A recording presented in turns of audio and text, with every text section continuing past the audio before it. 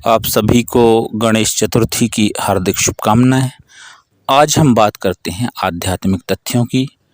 तो उनमें से मुख्य तथ्य ये है कि व्रत क्या है और व्रत के साथ साथ उपवास क्या है। इन दो की ये बातें जो होती हैं ये भक्तों को जानना ज़रूरी है।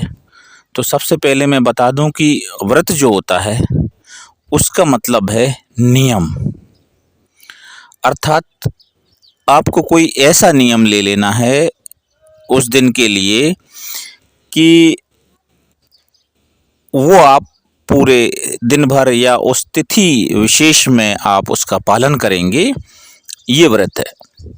और उपवास का अर्थ ये है कि आप उस इष्ट के समीप रहेंगे, उस तिथि में, उस अवधि में या उस काल में आप अपने इष्ट के समीप रहेंगे, ये उपवास है। तो भक्तों को ये बड़ी जिज्ञासा रहती है कि व्रत और उपवास में अंतर क्या है। तो ये बात हो गई। व्रत आरंभ करने से पहले उस व्रत का हमेशा जो है संकल्प करना चाहिए। अभी जैसे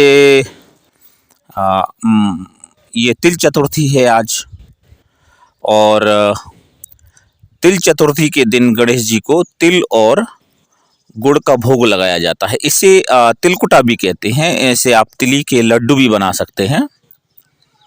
गुरु शुक्र तारा अस्त होने तथा उनके बाल एवं वृद्ध होने और अधिक मास में कोई भी व्रत प्रारंभ नहीं करना चाहिए। ये जिज्ञासुओं के लिए, भक्तों को जानना जरूरी है। और ना ही व्रत का उद्यापन करना चाहिए। अशौच होने पर, अशौच मतलब यहाँ पे सूतक की बात कर रहा हूं मैं, वार नक्षत्र योग इत्यादि उचित नहीं होने पर तथा अमावस्या आदि निषिद्ध तिथियों में व्रत का आरंभ तथा उद्यापन नहीं किया जाता है। ये भक्तों को ध्यान रखना चाहिए।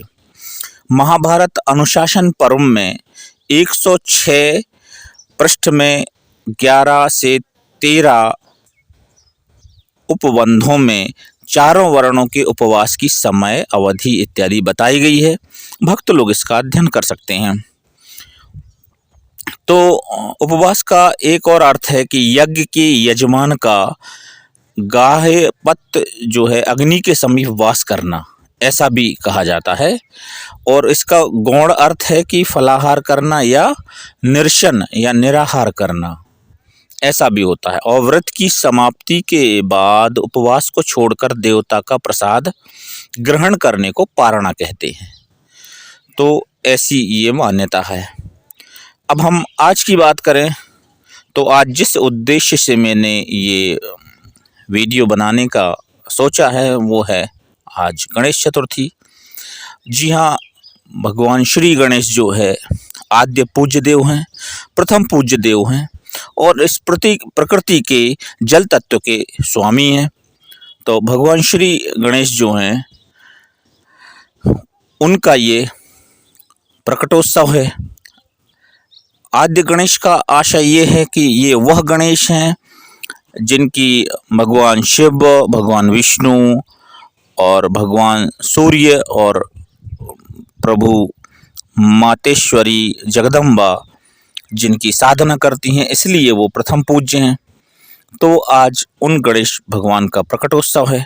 आज गणेश जी को शमी पत्र एवं दूर्वा से पूजन करने का विशेष महत्व है। इससे आपके जीवन में सुख और आनंद मिलेगा। आज गणेश जी को तिल और गुड़ का भोग लगाने का भी महत्व है।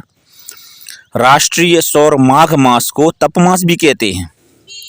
ये जो है माघ चल रहा है और ये तमिल में मार्गरी भी कहते हैं इसको। तमिल भाषा में भक्ति संप्रदाय के 12 प्रसिद्ध भक्त जो है तमिलनाडु में हुए। इन्होंने श्री रंगनाथ की स्तुति में 4000 भक्ति पदों की रचना की थी। वहाँ वे ही पद माघ माह में घर घर में गाए जाते हैं। आंडाल नामक महिला भक्त द्वारा लिखे गए 30 भजन माघ मास के 30 दिन में गाए जाते हैं। उनका विश्वास है कि यह गीत मन को शुद्ध रखते हैं और मनुष्य को अमंगल से बचाते हैं। तमिलनाडु में कार्तिक मास का भी बहुत शुभ माना जाता है। तो इस तरह से ये माघ मास की चर्चा हो गई। और जहाँ तक मैं भगवान श्री गणेश की बात करें तो गणेश संकष्ट स्तोत्र जो है बहुत ही फलीभूत होता है, उसका भक्त लोग प्रवंचना करें। इसके अलावा गणेश अथर्वशीर्ष जो है आपके जीवन में धन संपत्ति वैभव को लाने वाला होता है, तो आप उसकी साधना कर सकते हैं। और गणेश का जो बीज मंत्र है, उस बीज मंत्र के लिए भी आप जो है कह सकते हैं। वो एक ही अक्षर से बना हुआ है, उसे हम कहते हैं गंग। यहाँ याद रखें कि आप उसे गम नहीं कहना है। गा के ऊपर एक जो है बिंदु रखा होता है, तो वह जो है उच्चारण में होगा गम, परंतु उसे हम वैदिक उच्चारण में बोलेंगे गंग। मतलब ये गंग आना चाहिए, गा अंत में उसका उच्चारण नहीं होना चाहिए। तो जैसे आपने एक जो श्री गणेश मंत्र है वह काफ़ी प्रसिद्ध है, तो वह मंत्र है ओम गं गणपतये नमः। तो ये गंग है, गंग, यहाँ गम नहीं कहना है। तो ये भक्त लोग ध्यान में रखेंगे। और इस तरह से जब भगवान श्री गणेश की उनके दिवसों में, उनकी तिथियों में पूजा अर्चना वंदना करते हैं, तो निस्संदेह मनुष्यों के जीवन में अत्यंत सुख और शांति उत्पन्न हो जाती है, और वह इस जीवन को जो है सुखपूर्वक व्यतीत करता हुआ जो है पुण्य को प्राप्त हो जाता है।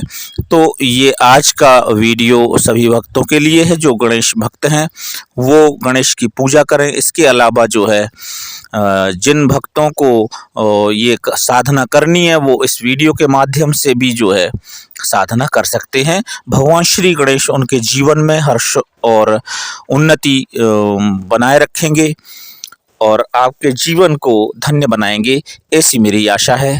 जय श्री गणेश।